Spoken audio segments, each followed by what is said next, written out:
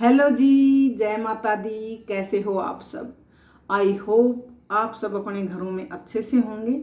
और मैं यह माता रानी से प्रार्थना करती हूँ कि माता रानी आप सबके जीवन में ढेर सारी खुशियाँ दे और सबको अच्छा स्वास्थ्य दे।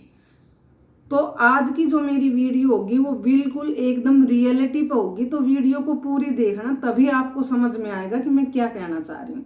देखो, कहने के लिए तो हमारा देश आज़ाद है, हमारा देश लोकतांत्रिक देश है, संविधान है, कानून है, सब कुछ है, हर इंसान को अपनी बात रखने का अधिकार है।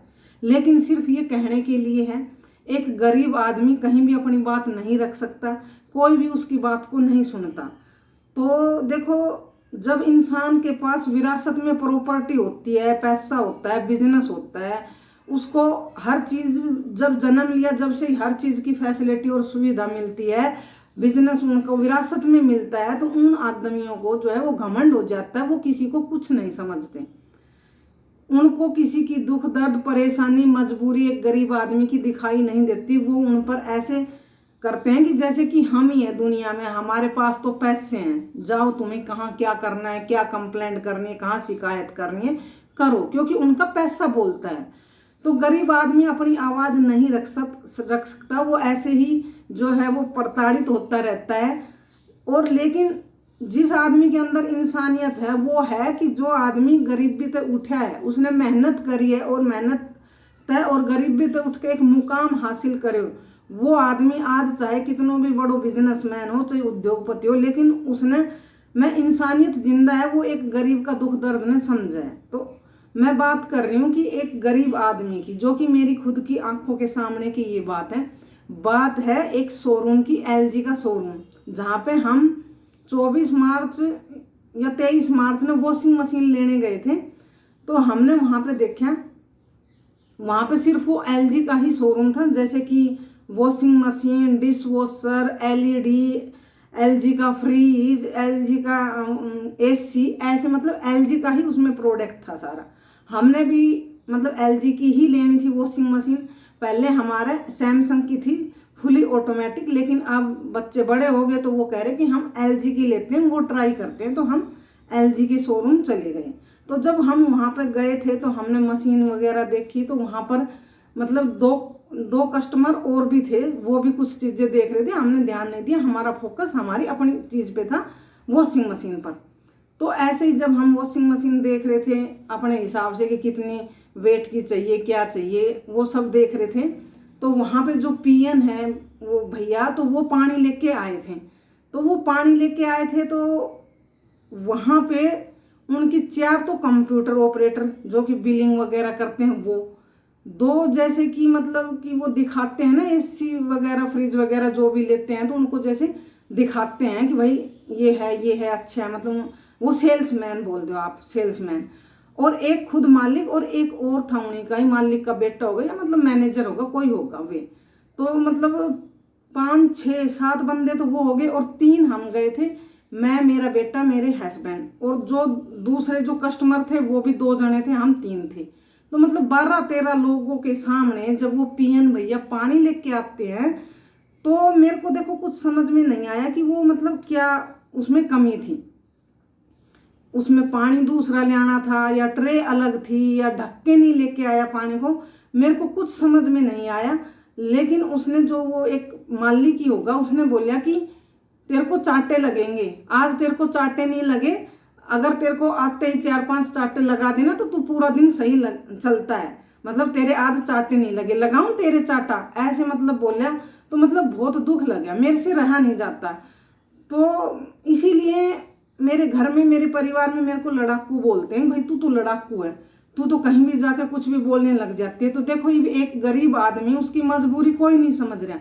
लेकिन मैंने भी देखो अपना परिवार पहले देखना होता है, जैसे कि मेरे बेटे और मेरे हस्बैंड के मतलब उससे मतलब, तो मैं रुक गई, मैंने कुछ नहीं बोले, लेकिन मेरे आत्मा 2 दिन तक दुखती रही, बहुत परेशान रही कि यार एक गरीब आदमी अपने बच्चों को कैसे पालता है, कैसे मजबूरी है, उसके घर में कौन बीमार है, बच्चों की फीस, हर चीज़ है, तो उसकी मजबूरी को कोई नहीं समझता। वो वहाँ से जॉब छोड़ तो दे, लेकिन अगर जॉब ढूंढता है तो 1 महीना तो निकल जाएगा, मान लीजिए 15 20 दिन भी निकल गया तो 1 महीने की सैलरी गायब होगी उसकी। तो घर कैसे चलेगा? क्योंकि जब सैलरी घर में आती है तभी घर चलता है। और आप देखो कि इतनी बड़ी बड़ी मतलब अच्छी अच्छी सैलरी वाले लोग भी अगर 1 महीना सैलरी रुक जाए ना तो घर का गुजारा नहीं होता। तो ऐसे ही कुछ था वहाँ पे। तो मेरे को बहुत दुख लग गया कि भाई पता नहीं, देखो इसके घर में क्या मजबूरी है, ये छोड़ भी नहीं सकता आदमी, कितनी दिक्कतों का सामना करता है। और जब जाके एक गरीब आदमी अपने बच्चों को अच्छा पढ़ाता है, लिखाता है, तो ये हो रही है हमारे देश की हालत। बहुत दुख लग गया इतने लोगों के सामने एक इतने मतलब उसको ये डांटना कि अब लगाता हूँ तेरे को चाटा, तो बहुत दुख लग गया। और उसकी उम्र मतलब 53-54 साल होगी। तो देखो गलती इंसान से होती है, लेकिन उसको ऐसे बोलना, इतने लोगों के सामने ऐसे बोलना कितना मतलब बेइज्जत है। और उसका क्या हक बनता है? गलती अगर उससे चल कोई मिस्टेक थी भी उसमें, मेरे को तो कुछ दिखी नहीं कि क्या गलती थी, लेकिन इतने लोगों के सामने 12-13 लोगों के सामने, और 52-53-54 ऐसे आसपास का वो था आदमी, तो उसको ऐसे बोलना मतलब पता नहीं उनको किस बात का घमंड हो रहा है कि भाई कुछ भी बोल सकते हैं। तो बहुत दुख ही लगा। तो ऐसे है कि हमारा देश में ना कहने के लिए तो आज़ाद है, लेकिन वो अपनी बात किसी के सामने नहीं रख सकता। सोचो हम 12-13 लोग थे, उसके सामने ही उसको ऐसा बोला। मतलब एक आदमी हिम्मत कहाँ से दिखाएगा? जब ही दिखाएगा ना जब देखो हम 12-13 लोग वहाँ थे, लेकिन किसी ने कुछ नहीं बोला, और उसके सामने हम सबके सामने उसने उसको ऐसा बोला। तो आदमी मोटिवेट कैसे होगा? हिम्मत कैसे आएगी एक गरीब आदमी में? क्योंकि एक गरीब आदमी को पता है कि साथ देने वाला कोई नहीं है। और वो तो है ही कि भाई उसके पास तो पैसों का घमंड है, जो कि LG का शोरूम है जो मालिक है। लेकिन वहाँ 4 तो कंप्यूटर ऑपरेटर थे, 2 सेल्समैन थे, एक खुद वो बड़ा ही था, वो भी एज में, ऐसे नहीं है वो छोटा था, वो भी ऐसे 52-53-54 का ही था सेम। एक मैनेजर था, वो उसका लड़का था, कौन था वो होगा, वो मतलब ठीक एज का था।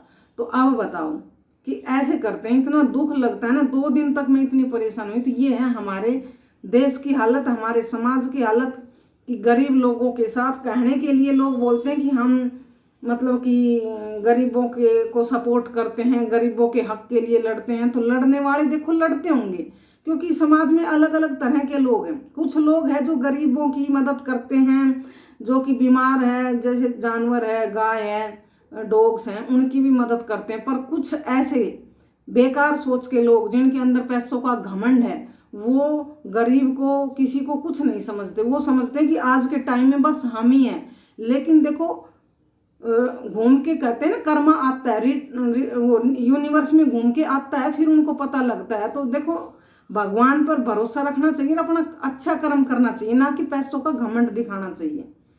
तो बहुत दुख लग गया। तो मैं तो यही कहूँगी कि देखो गरीब लोगों के साथ ऐसा नहीं करना चाहिए, क्योंकि वो किसी से कुछ मांग थोड़ी रहे, गलती हुई है उसका, जो वो है अपनी सैलरी में गुजारा कर रहे हैं। और जो मतलब जिनकी सैलरी ज़्यादा वो अपनी में कर रहा है, कोई किसी को दे तो नहीं रहा। अब मान लीजिए एक सरकारी हॉस्पिटल है या ऑफिस है, उसमें आदमी A1 अधिकारी भी है और क्लास 2 अधिकारी भी है, और क्लर्क है, असिस्टेंट है, PN है, ये भी है, 3rd और 4th क्लास के भी अधिकारी हैं।